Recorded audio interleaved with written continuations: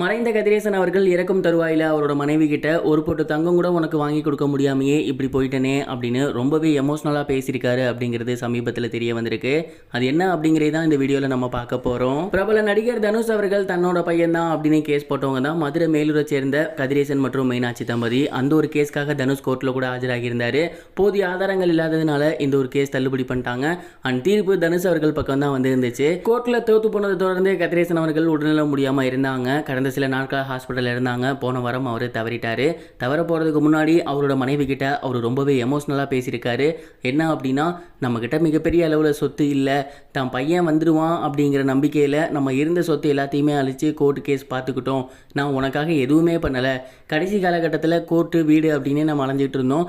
உனக்கு ஒரு பொட்டு குண்டுமணி தங்கம் கூட என்னால் வாங்கி கொடுக்க முடியலை. நம்மளோட பையன் சின்ன வயசுலேயே ஓடி போயிட்டான். நம்ம பையனோட சாயிலே தான் தனுஷ் அவர்கள் இருந்தார். நம்மளோட பையன் அப்படின்னு தான் நினச்சி கேஸ் போட்டோம். அண்ட் அதற்காக தொடர்ந்து போராடணும். நம்ம பையன் எப்படியாவது நம்மக்கிட்ட வந்துடுவார், கடைசி காலகட்டத்தில் நம்மளை பார்த்துப்பாரு, நம்மளை புரிஞ்சு நம்ம கூட இருந்தார் அப்படின்னா கடைசி காலகட்டத்தில் நமக்கு என்னெல்லாம் வேணுமோ அதெல்லாம் பண்ணியிருப்பார். ஒரு அப்பாவாக எனக்கு நிறைய விஷயங்கள் பண்ணியிருப்பார். அம்மாவனை உனக்கு ஏகப்பட்ட தங்க நகைகள் வாங்கி கொடுத்துருப்பாரு. ஆனால் அதெல்லாம் எதுவுமே நடக்காமல் போலியாக போயிருச்சு.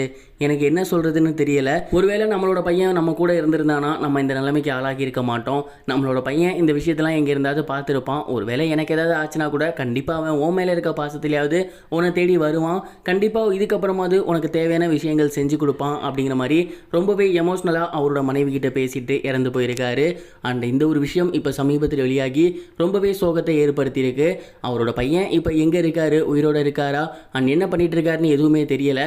ஒருவேளை அவருக்கு இந்த நியூஸ் எல்லாம் போணுச்சு அப்படின்னா கண்டிப்பாக கடைசி காலகட்டத்தில் அவங்களோட அம்மா வந்து பார்த்து அவங்களுக்கு தேவையான பேசிக் நீடை பண்ணி கொடுத்தா கூட ரொம்பவே ஹாப்பியாக இருக்கும். இது ஒரு புறம் இருக்க, இசையமைப்பாளர் யுவன் சங்கர் ராஜா அவரோட சோசியல் மீடியா அக்கௌண்ட்டை டெலீட் பண்ணியிருக்குது எல்லோருக்குமே மிகப்பெரிய ஒரு ஷாக்கிங் ஏற்படுத்தியிருக்கு.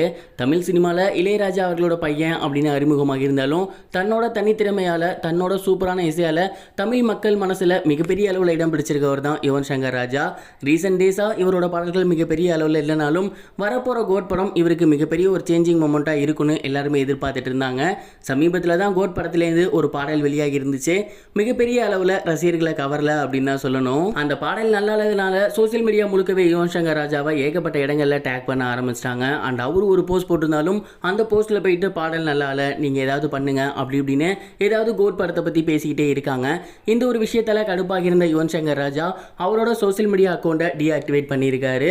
இந்த ஒரு ரீசன்னால தான் பண்ணாரா, இல்லை அடுத்தடுத்த பாடல்கள் நல்லபடியாக போடணும் அதுக்கு இது டிஸ்டர்பன்ஸாக இருக்குது அப்படிங்கிறதுனால பண்ணாரான்னு தெரியலை. கூடிய சீக்கிரமே அவர் ஆக்டிவேட் பண்ணால் ரொம்பவே நல்லாயிருக்கும். நீங்கள் இதை பற்றி என்ன நினைக்கிறீங்க கமெண்ட் பாக்ஸில் ஷேர் பண்ணுங்கள்.